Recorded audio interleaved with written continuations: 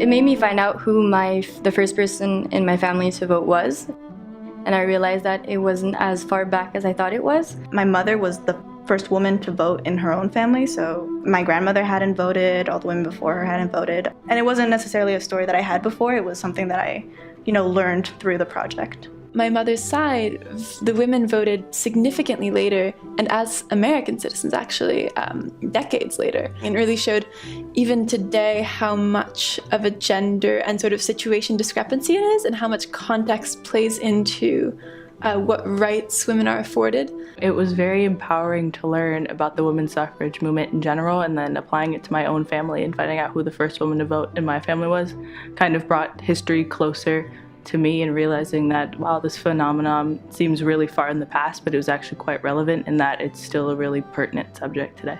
I feel that in discovering through my own family how I was linked to the fight for women's suffrage, it really opened my eyes in a way to this whole chapter of history that I knew nothing about. Looking back at my family history was a way of linking myself to a cause that was long behind me, but that still had impacts.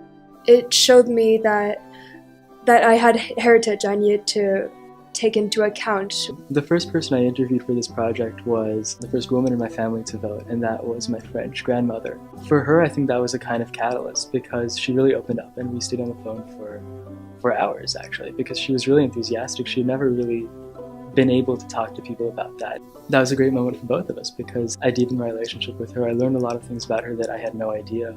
And so, in addition to learning about, of course, the history of the suffragette movement, I learned a lot about my own family and my own grandma.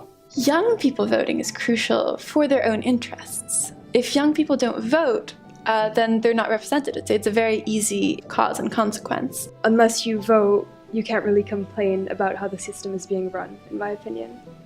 With the underrepresentation of women and women of color in politics, I think it's really important to vote, and to vote your conscience, so that you can have representatives that represent your ideals, but also who you are as a person.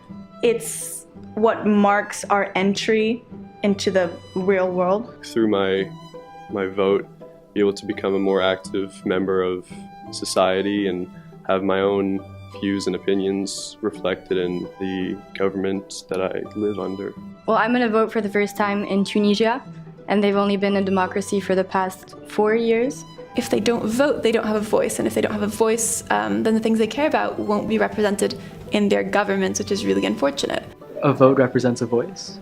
How many young people are voting is, in some ways, a benchmark for the health of a democracy.